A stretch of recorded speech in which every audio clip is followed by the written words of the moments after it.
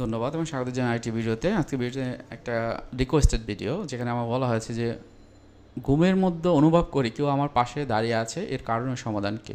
আমি এই বিষয়টি নিয়ে কথা বলবো, কাউন্সেলিং সাইকোলজিস্ট। আসলে এই ধরনের সমস্যা যারা হয় তাদের অ্যাংজাইটি থাকে বা উদ্বিগ্নতা, মানসিক চাপ থাকে। আমি আজকে ভিডিওতে মূলত কারণগুলো কি, মুক্তি পাওয়ার উপায়, এগুলো নিয়ে কথা বলবো। এখন ঘুমের ভিতরে কিন্তু এই সমস্যাগুলো বেশিরভাগ হয় যাদের ভিতর তীব্র অ্যাংজাইটি থাকে, বা অনেকের ভিতর হয় বিভিন্ন রকম বিষণ্ণতার ভিতরে থাকে। আমরা বলি স্লিপ প্যারালাইসিস।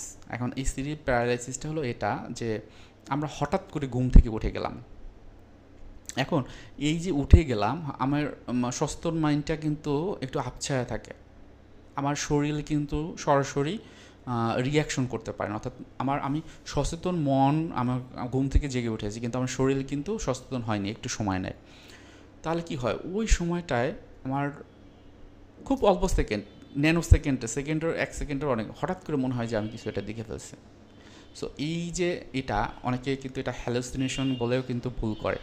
সো এই কারণে হতে পারে। আরেকটা জিনিস হলো REM, ঘুমের ব্যাঘাত ঘটায়, অর্থাৎ র্যাপিড আই মুভমেন্ট।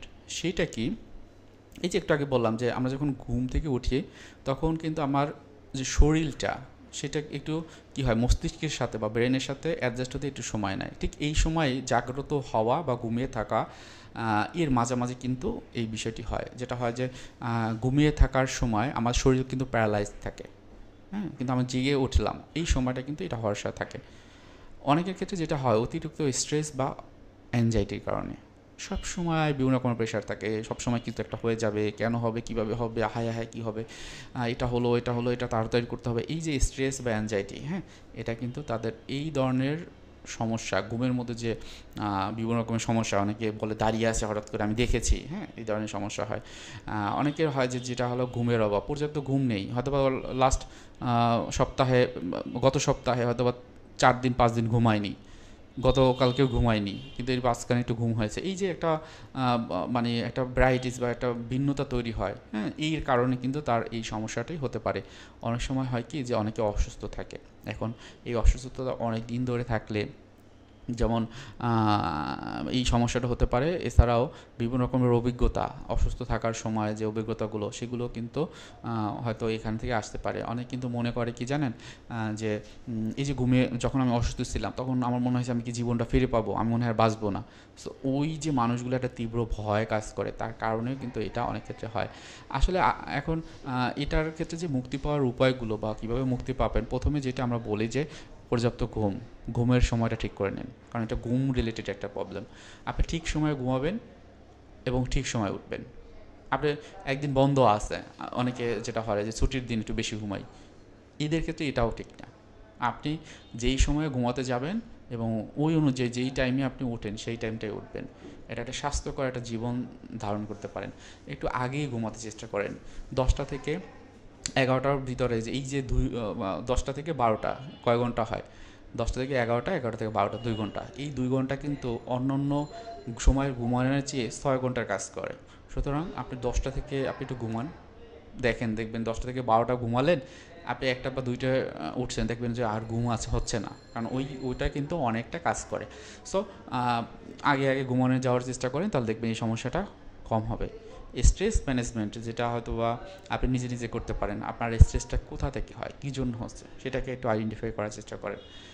কী কী ম্যানেজমেন্ট করা যেতে পারে, হয়তো বা আপনি কারোর কাছ থেকে সাহায্য নিতে পারেন, তার কাছে সাহায্য নেন। আপনার রুটিন মেনটেন করতে পারছেন না, তার জন্য স্ট্রেস হচ্ছে, রুটিনটা করেন, একটা ডায়েরি লেখেন, ছোটো দরকার হয় একটা, যেটা বই বা প্যাড পকেটে রাখা যায়, সেটা নেন। সেখানে প্রতিদিনের কাজগুলো লিখেন, প্রতি সপ্তাহের কাজগুলো, প্রতি মাসের কাজগুলো লিখে ফেলেন, সেই অনুযায়ী আগান। প্রায়োরিটি সেট করেন, আপনি কোন কাজটা আগে করতে হবে। আপনার এই মাসে দেখতে পাচ্ছেন 10টি কাজ আছে, ওহ 10টি কীভাবে করব, কীভাবে শেষ করব। সেক্ষেত্রে 10টি লেখেন যে প্রথম 1 নম্বরে এটি করতে পারবো, আজকে করে ফেলেন, বা 2 দিনের ভিতরে করে ফেলতে পারবো, করেন। 5 দিনের মধ্যে করতে পারবো, 10 দিনের মধ্যে করে ফেলতে পারবো, এভাবে এভাবে করে আপনি করে ফেলেন, দেখবেন আপনার স্ট্রেসটা কমে যাবে। মনে রাখবেন, আইডেন্টিফাই করতে হবে, আইডেন্টিফাই কীভাবে করে সেটা শিখতে হবে, সেটা করবেন। তারপর স্ট্রেসটাকে ম্যানেজ করবেন যেইভাবে আসে।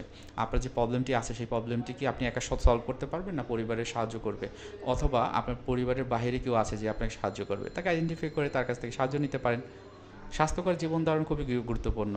সবসময় স্ট্রেস এনজাইটিতে থাকবেন, খাওয়া দাওয়া ঠিকমতো করবেন না, নিয়মিত ব্যায়াম করবেন না, নিয়মিত অ্যালকোহল বা বিভিন্ন রকমের মাদক দ্রব্য গ্রহণ করবেন, তাহলে কি এখান থেকে বের হতে পারবেন? কখনোই সম্ভব না।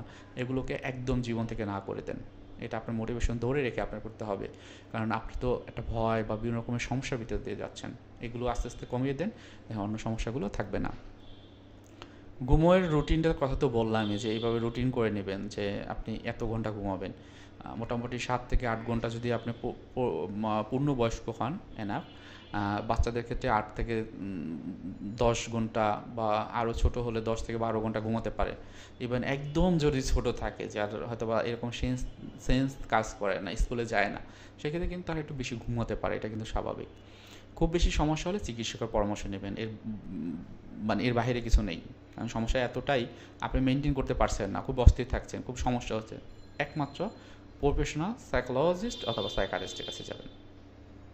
আপনার হয়তো বা সমর্থন গোষ্ঠী থাকতে পারে, বা আপনার সাপোর্টিভ গ্রুপ, সেটা কি আপনার পরিবারের লোকজন, প্রতিবেশী, বন্ধুবান্ধব, আপনার কলিগ, অথবা এমন কেউ যে আপনাকে সাপোর্ট করতে পারে। সেটি হতে পারে আপনার মনের কষ্টগুলো, ব্যথাগুলো শুনতে পারে, গোপন রাখবে, সেটা সে আপনাকে বলল, তখন কিন্তু আপনি শেয়ার করতে পারেন।